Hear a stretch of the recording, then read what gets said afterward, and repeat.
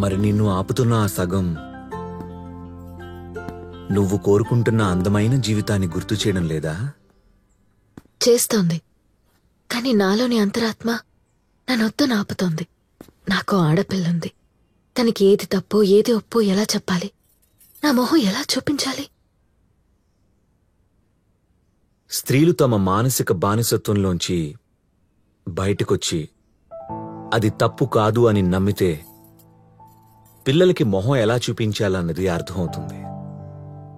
తప్పు చేసి పిల్లకి మొహం చూపించలేను అనుకుంటే నీ పిల్ల కూడా పిల్లగానే ఉండిపోదు కదా. తను కూడా ఎదుగుతుంది, తను పెళ్లి చేసుకుంటుంది. తన తల్లి ఏ ప్రాబ్లమ్స్ ఫేస్ చేసిందో తను కూడా అవే ప్రాబ్లమ్స్ ఫేస్ చేస్తూ ఉంటుంది. అప్పుడు తను కూడా అలాగే అడ్జస్ట్ అవుతూ ఉంటుంది. తనకు ఆడపిల్ల ఉందని భయపడుతూ ఉంటుంది. ఇది ఇలాగే రిపీట్ అవుతూ ఉంటుంది. It becomes a never ending circle. తప్పా ఒప్పా అని ప్రాబ్లం వచ్చినప్పుడు సొల్యూషన్ ఏంటో తెలుసా? Create a small world. నీ చుట్టూ ఒక చిన్న ప్రపంచాన్ని క్రియేట్ చేసుకో.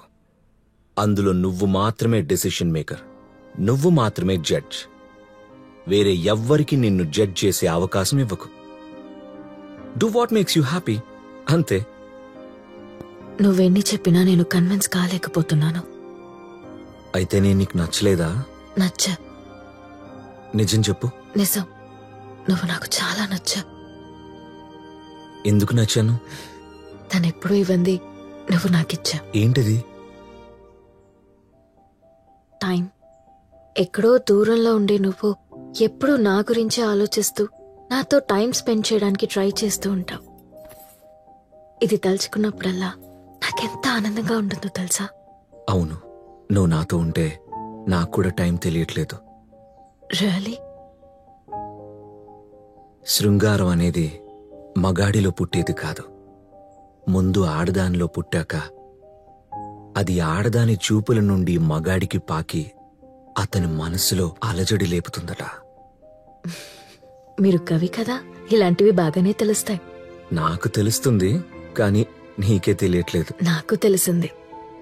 ఏంటి? నీ ఆకలి. నిజంగా? అవును. లంచ్ టైం అయింది, ఏం తింటావు? నీ అందాన్ని. అబ్బచ్చా. నిజం, నీకు తెలుస్తుందా నువ్వు ఎంత అందంగా ఉన్నావో?